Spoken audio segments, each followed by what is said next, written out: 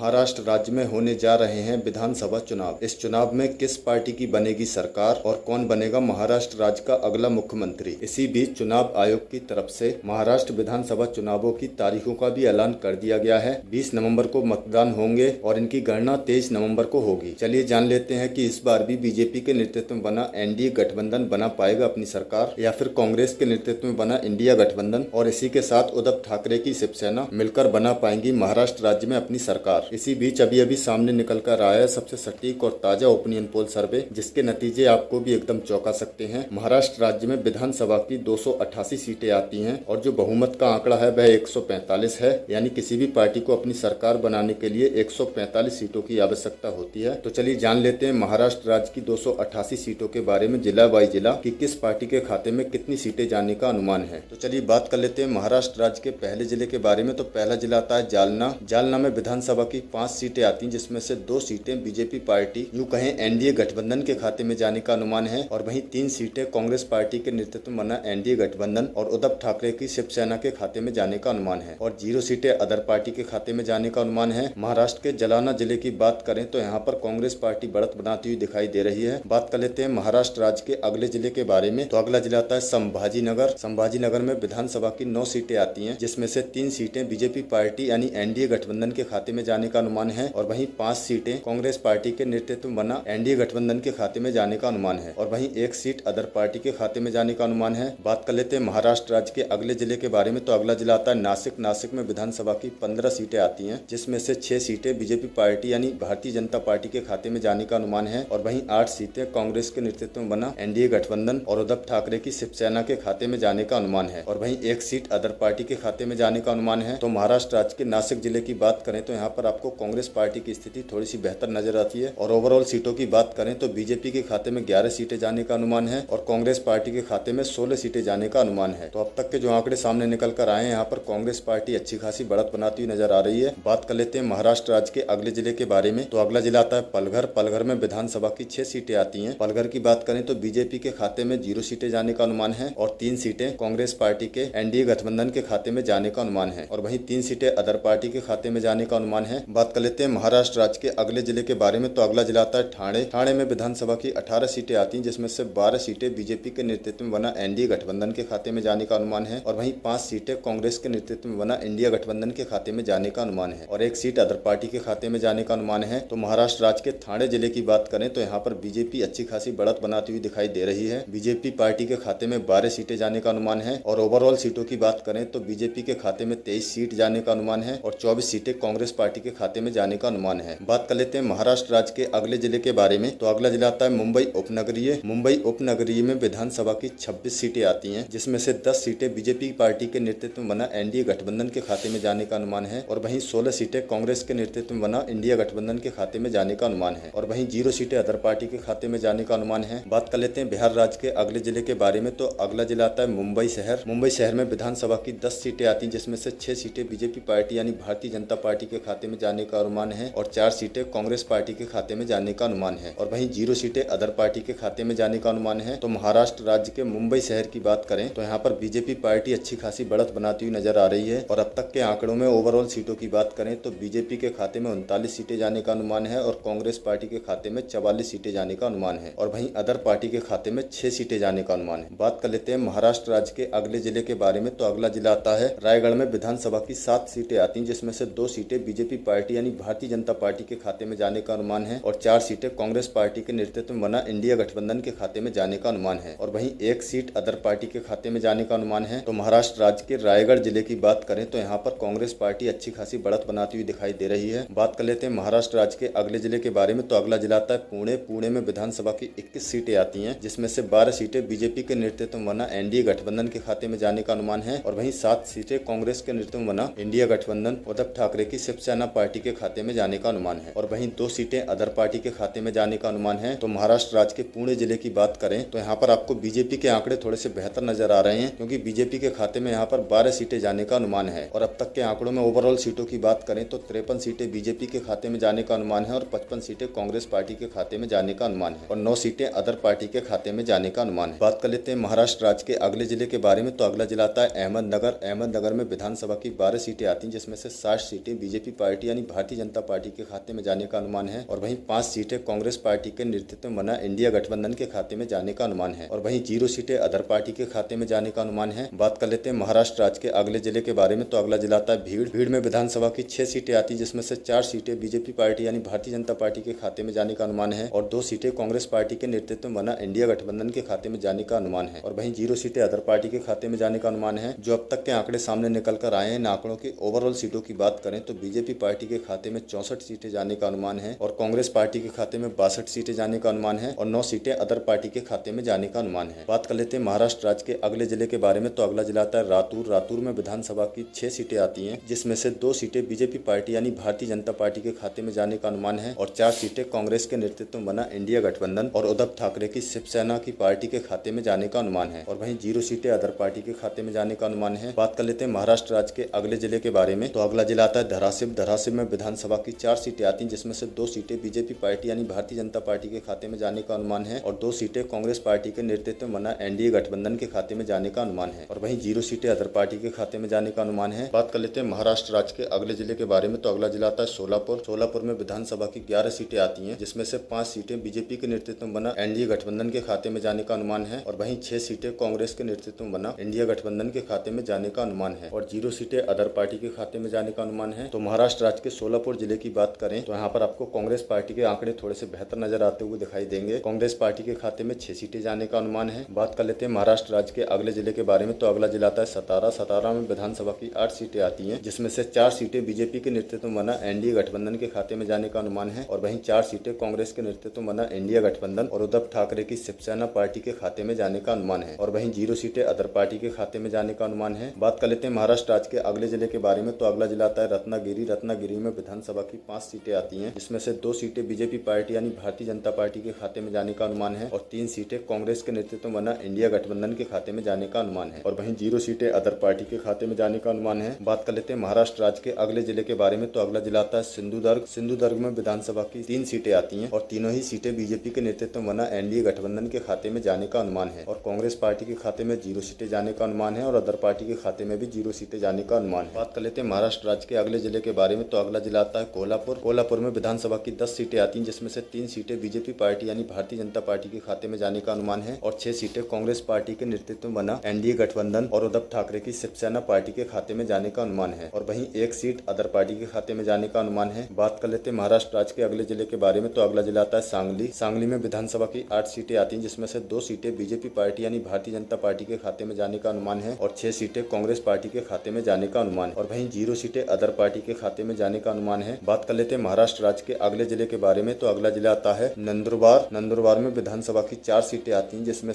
से 0 सीटें भारतीय जनता पार्टी के खाते में जाने का अनुमान है और 4 सीटें कांग्रेस पार्टी के नेतृत्व में बना इंडिया गठबंधन के खाते में जाने का अनुमान है और वहीं 0 सीटें अदर पार्टी के खाते में जाने का अनुमान है। चलिए बात कर लेते हैं महाराष्ट्र राज्य के अगले जिले के बारे में। तो अगला जिला आता है धुले। धुले में विधानसभा की 5 सीटें आती हैं जिसमें से 2 सीटें बीजेपी पार्टी यानी भारतीय जनता पार्टी के खाते में जाने का अनुमान है और 3 सीटें कांग्रेस पार्टी के नेतृत्व में बना इंडिया गठबंधन के खाते में जाने का अनुमान है और वहीं 0 सीटें अदर पार्टी के खाते में जाने का अनुमान है। बात कर लेते हैं महाराष्ट्र राज्य के अगले जिले के बारे में। तो अगला जिला आता है जलगांव। जलगांव में विधानसभा की 11 सीटें आती हैं जिसमें से 7 सीटें बीजेपी पार्टी यानी भारतीय जनता पार्टी के खाते में जाने का अनुमान है और 4 सीटें कांग्रेस पार्टी के नेतृत्व में बना इंडिया गठबंधन के खाते में जाने का अनुमान है और वहीं 0 सीटें अदर पार्टी के खाते में जाने का अनुमान है। और जो अब तक के आंकड़े सामने निकल कर आए हैं, इन आंकड़ों की ओवरऑल सीटों की बात करें तो बीजेपी पार्टी के खाते में 96 सीटें जाने का अनुमान है और कांग्रेस पार्टी के खाते में 104 सीटें जाने का अनुमान है और वहीं 10 सीटें अदर पार्टी के खाते में जाने का अनुमान है। बात कर लेते हैं महाराष्ट्र राज्य के अगले जिले के बारे में। तो अगला जिला आता है बुल्दाना। बुल्दाना में विधानसभा की 7 सीटें आती हैं जिसमें से 4 सीटें बीजेपी पार्टी यानी भारतीय जनता पार्टी के खाते में जाने का अनुमान है और वहीं 3 सीटें कांग्रेस पार्टी के नेतृत्व में बना इंडिया गठबंधन के खाते में जाने का अनुमान और 0 सीटें अदर पार्टी के खाते में जाने का अनुमान है। चलिए बात कर लेते हैं महाराष्ट्र राज्य के अगले जिले के बारे में। तो अगला जिला आता है अकोला, जिसमें से 2 सीटें भारतीय जनता पार्टी यानी एनडीए गठबंधन के खाते में जाने का अनुमान है और 3 सीटें कांग्रेस पार्टी के नेतृत्व में बना इंडिया गठबंधन के खाते में जाने का अनुमान और वहीं 0 सीटें अदर पार्टी के खाते में जाने का अनुमान है। बात कर लेते हैं महाराष्ट्र राज्य के अगले जिले के बारे में। तो अगला जिला आता है वाशिम। वाशिम में विधानसभा की 3 सीटें आती हैं जिसमें से 1 सीट बीजेपी पार्टी यानी भारतीय जनता पार्टी के खाते में जाने का अनुमान है और 2 सीटें कांग्रेस पार्टी के नेतृत्व में बना इंडिया गठबंधन के खाते में जाने का अनुमान और वहीं 0 सीटें अदर पार्टी के खाते में जाने का अनुमान है। बात कर लेते हैं महाराष्ट्र राज्य के अगले जिले के बारे में तो अगला जिला आता है अमरावती। अमरावती में विधानसभा की 8 सीटें आती हैं, जिसमें से एक सीट बीजेपी पार्टी यानी भारतीय जनता पार्टी के खाते में जाने का अनुमान है और 5 सीटें कांग्रेस पार्टी के नेतृत्व में बना इंडिया गठबंधन के खाते में जाने का अनुमान है और वहीं 2 सीटें अदर पार्टी के खाते में जाने का अनुमान है। तो महाराष्ट्र राज्य के अमरावती जिले की बात करें तो यहाँ पर आपको कांग्रेस पार्टी के आंकड़े थोड़े से बेहतर देखने को मिल जाएंगे, क्योंकि कांग्रेस पार्टी के खाते में यहाँ पर 5 सीटें जाने का अनुमान है। बात कर लेते हैं महाराष्ट्र राज्य के अगले जिले के बारे में तो अगला जिला आता है वर्धा। वर्धा में विधानसभा की 4 सीटें आती हैं, जिसमें से 2 सीटें बीजेपी पार्टी यानी भारतीय जनता पार्टी के खाते में जाने का अनुमान है और 2 सीटें कांग्रेस पार्टी के खाते में जाने का अनुमान है और वहीं 0 सीटें अदर पार्टी के खाते में जाने का अनुमान है। बात कर लेते हैं महाराष्ट्र राज्य के अगले जिले के बारे में तो अगला जिला आता है नागपुर। नागपुर में विधानसभा की 12 सीटें आती हैं, जिसमें से 4 सीटें बीजेपी पार्टी यानी भारतीय जनता पार्टी के नेतृत्व में बना एनडीए गठबंधन के खाते में जाने का अनुमान है और 7 सीटें कांग्रेस पार्टी के नेतृत्व में बना इंडिया गठबंधन के खाते में जाने का अनुमान है और वहीं 1 सीट अदर पार्टी के खाते में जाने का अनुमान है। बात कर लेते हैं महाराष्ट्र राज्य के अगले जिले के बारे में तो अगला जिला आता है भंडारा। भंडारा में विधानसभा की 3 सीटें आती हैं, जिसमें से 1 सीट बीजेपी पार्टी यानी भारतीय जनता पार्टी के खाते में जाने का अनुमान है और वहीं 2 सीटें कांग्रेस पार्टी के खाते में जाने का अनुमान है और 0 सीटें अदर पार्टी के खाते में जाने का अनुमान है। तो महाराष्ट्र राज्य के भंडारा जिले की बात करें तो यहाँ पर आपको बीजेपी की स्थिति थोड़ी सी बेहतर देखने को मिल जाएगी। बात कर लेते हैं महाराष्ट्र राज्य के अगले जिले के बारे में तो अगला जिला आता है गोंदिया। गोंदिया में विधानसभा की 4 सीटें आती हैं, जिसमें से 1 सीट बीजेपी पार्टी यानी भारतीय जनता पार्टी के खाते में जाने का अनुमान है और वहीं 3 सीटें कांग्रेस पार्टी के खाते में जाने का अनुमान और 0 सीटें अदर पार्टी के खाते में जाने का अनुमान है। बात कर लेते हैं महाराष्ट्र राज्य के अगले जिले के बारे में तो अगला जिला आता है गढ़चिरौली। गढ़चिरौली में विधानसभा की 3 सीटें आती हैं, जिसमें से 1 सीट बीजेपी पार्टी यानी भारतीय जनता पार्टी के खाते में जाने का अनुमान है और 2 सीटें कांग्रेस पार्टी के नेतृत्व में बना इंडिया गठबंधन और उद्धव ठाकरे की शिवसेना पार्टी के खाते में जाने का अनुमान है और 0 सीटें अदर पार्टी के खाते में जाने का अनुमान है। बात कर लेते हैं महाराष्ट्र राज्य के अगले जिले के बारे में तो अगला जिला आता है चंद्रपुर। चंद्रपुर में विधानसभा की 6 सीटें आती हैं, जिसमें से 2 सीटें बीजेपी पार्टी यानी भारतीय जनता पार्टी के खाते में जाने का अनुमान है और वहीं 4 सीटें कांग्रेस पार्टी के नेतृत्व में बना इंडिया गठबंधन के खाते में जाने का अनुमान है और 0 सीटें अदर पार्टी के खाते में जाने का अनुमान है। और जो अब तक के आंकड़े सामने निकल कर आए हैं, इन आंकड़ों की ओवरऑल सीटों की बात करें तो बीजेपी पार्टी के खाते में 115 सीटें जाने का अनुमान है और कांग्रेस पार्टी के खाते में 137 सीटें जाने का अनुमान है और वहीं 13 सीटें अदर पार्टी के खाते में जाने का अनुमान है। बात कर लेते हैं महाराष्ट्र राज्य के अगले जिले के बारे में तो अगला जिला आता है यवतमाल। यवतमाल में विधानसभा की 7 सीटें आती हैं, जिसमें से 3 सीटें बीजेपी पार्टी यानी भारतीय जनता पार्टी के खाते में जाने का अनुमान है और वहीं 4 सीटें कांग्रेस पार्टी के नेतृत्व में बना इंडिया गठबंधन के खाते में जाने का अनुमान है और वहीं 0 सीटें अदर पार्टी के खाते में जाने का अनुमान है। बात कर लेते हैं महाराष्ट्र राज्य के अगले जिले के बारे में तो अगला जिला आता है नंदेड़। नंदेड़ में विधानसभा की 9 सीटें आती हैं, जिसमें से 5 सीटें BJP party Bharatiya Janata party यूं कहें एनडीए गठबंधन के खाते में जाने का अनुमान है और वहीं 4 सीटें कांग्रेस पार्टी के नेतृत्व में बना इंडिया गठबंधन के खाते में जाने का अनुमान है और 0 सीटें अदर पार्टी के खाते में जाने का अनुमान है। बात कर लेते हैं महाराष्ट्र राज्य के अगले जिले के बारे में तो अगला जिला आता है हिंगोली। हिंगोली में विधानसभा की 3 सीटें आती हैं, जिसमें से 2 सीटें बीजेपी पार्टी यानी भारतीय जनता पार्टी के खाते में जाने का अनुमान है और 1 सीट कांग्रेस पार्टी के खाते में जाने का अनुमान और वहीं 0 सीटें अदर पार्टी के खाते में जाने का अनुमान है। बात कर लेते हैं महाराष्ट्र राज्य के अगले जिले के बारे में तो अगला जिला आता है परवानी। परवानी में विधानसभा की 4 सीटें आती हैं, जिसमें से 2 सीटें बीजेपी पार्टी यानी भारतीय जनता पार्टी के खाते में जाने का अनुमान है और 2 सीटें कांग्रेस पार्टी के नेतृत्व में बना इंडिया गठबंधन के खाते में जाने का अनुमान है और वहीं 0 सीटें अदर पार्टी के खाते में जाने का अनुमान है। महाराष्ट्र राज्य के परवानी जिले की बात करें तो परवानी जिले में दोनों पार्टी एक दूसरे को बराबर टक्कर देती हुई नजर आ रही है। अब तक के जो आंकड़े सामने निकल कर आए हैं, इन आंकड़ों में ओवरऑल सीटों की बात करें तो 127 सीटें बीजेपी पार्टी के खाते में जाने का अनुमान है और 148 सीटें कांग्रेस पार्टी के खाते में जाने का अनुमान है और 13 सीटें अदर पार्टी के खाते में जाने का अनुमान। तो ये था महाराष्ट्र राज्य का एक अनुमानित ओपिनियन पोल सर्वे, जिसके नतीजे बाद में बदल भी सकते हैं। वीडियो अच्छी लगी तो वीडियो को लाइक कर दें और चैनल पर नए हैं तो प्लीज चैनल को सब्सक्राइब कर लें। मिलते हैं किसी नई अपडेट के साथ, तब तक के लिए गुड बाय।